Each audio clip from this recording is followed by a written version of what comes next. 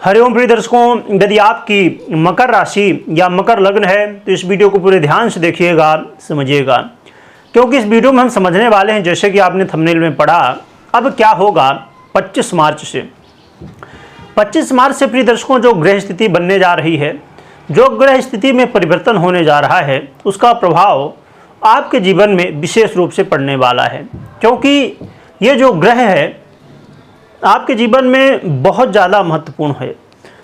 क्योंकि देखिए, हर व्यक्ति मेहनत करता है रातों दिन और अपना जो लक्ष्य है, अब किसी का लक्ष्य कुछ हो सकता है, छोटा हो सकता है, बड़ा हो सकता है। किसी के लिए यही लक्ष्य हो सकता है कि भाई हर दिन की रोटी चल जाए। किसी के लिए ये लक्ष्य हो सकता है कि मेरे पास BMW कार हो जाए। किसी के पास सब कुछ है, धन दौलत, घर गाड़ी बंगला सब कुछ है, परंतु उसके लिए लक्ष्य ये है कि नहीं, अब बहुत ज़्यादा मानसिक टेंशन हो गया, बहुत ज़्यादा तनाव हो गया, इससे मुक्ति मिल जाए। तो किसी का कोई भी लक्ष्य हो सकता है। तो अपने लक्ष्यों को, अपने गोल को प्राप्त करने के लिए हमें सबसे ज़रूरी होता है कि एक हम सही निर्णय ले सकें। ऐसा निर्णय जो कि हमारे गोल को अचीव करा सके, हम वहाँ तक पहुँच सकें। तो इसमें सबसे बड़ी भूमिका होती है बुद्धि की।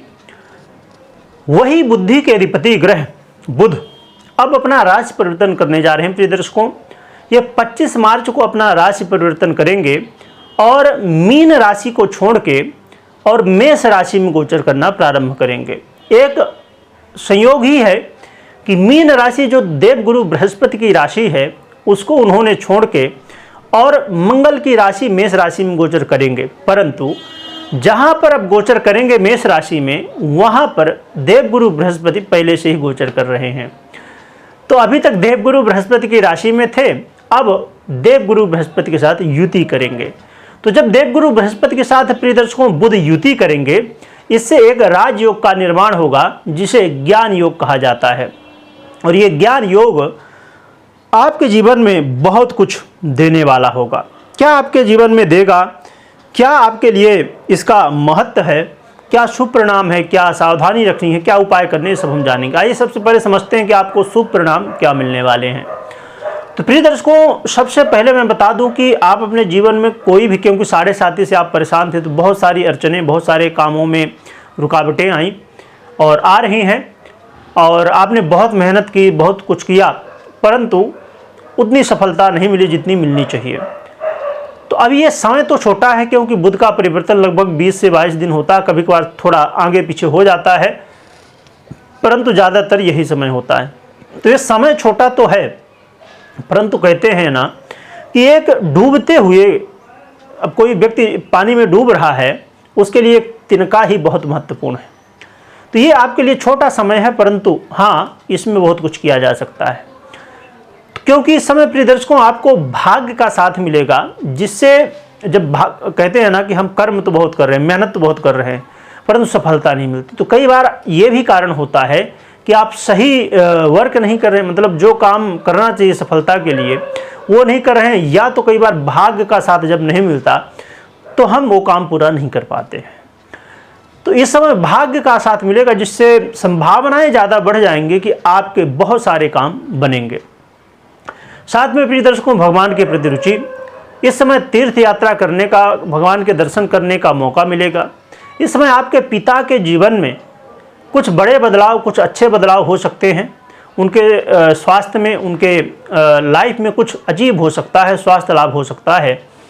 और प्रिय दर्शकों, साथ में देखा जाए तो आपके करियर में भी बहुत बड़ी, कहना चाहिए कि एक ऊंचाई जो आप हासिल करना चाहते थे, और ख़ासकर उन लोगों के लिए जो बौद्धिक क्षेत्रों में वर्क करते हैं, जैसे अब टीचर हो गए, मोटिवेशनल स्पीकर हो गए, मैनेजर हो गए, या फाइनेंस सेक्टर में वर्क करने वाले लोग, बैंक वगैरह में काम करने वाले लोग, शेयर मार्केट आदि में या तो निवेश करते हैं आप, या तो वहाँ से जुड़ा हुआ कोई काम करते हैं।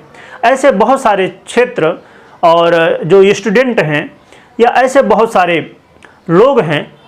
अब जो लोग अपने जीवन में बहुत ज़्यादा मेहनत किए, स्टूडेंट जो हैं, और कोई बड़ी डिग्री हासिल करना चाहते हैं, तो उन लोगों के लिए भी बुध का ये परिवर्तन बहुत ज़्यादा लाभदायक सिद्ध हो सकता है।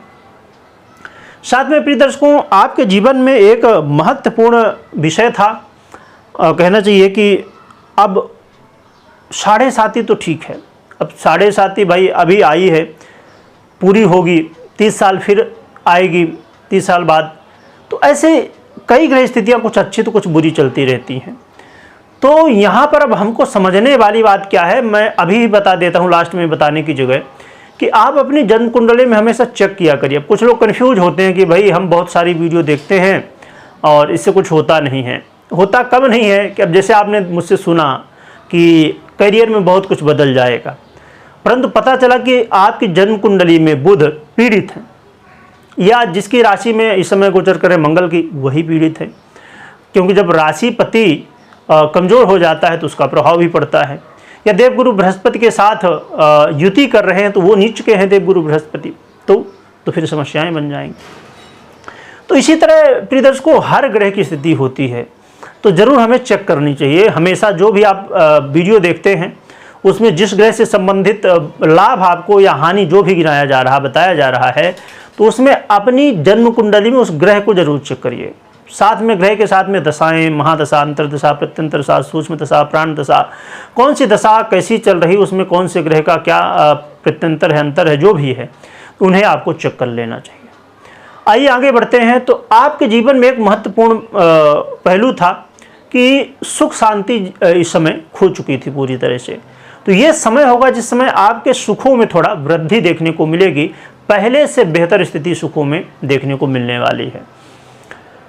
और भी दर्शकों, एक और भी बात है यहाँ पर कि सरकारी क्षेत्र से जुड़ा हुआ कोई भी काम था उसे आप पूरा करने की कोशिश कर सकते हैं, वहाँ विजय आपको मिल सकती है। तो ये बहुत सारे लाभ आपको बुध देने वाले हैं, परंतु लाभ के साथ सावधानियाँ भी समझना बेहद ज़रूरी होता है। सावधानी के रूप में प्रिय दर्शकों, सबसे पहली बात है कि आपको धन का देन लेन नहीं करना है, कर्ज ना तो लेना है ना तो देना है। शत्रुओं से दूर रहना है, अर्थात लोगों से बात विवाद नहीं करना है बिल्कुल भी।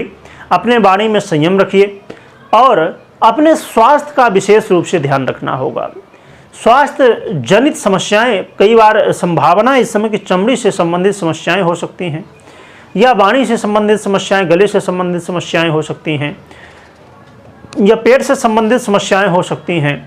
तो आपको सबसे महत्वपूर्ण बात है कि अपने स्वास्थ्य का ध्यान रखें, योग प्राणायाम करते रहें, खान पान में संयम बरतें और मौसम के हिसाब से भी अपने स्वास्थ्य को ध्यान में रखें।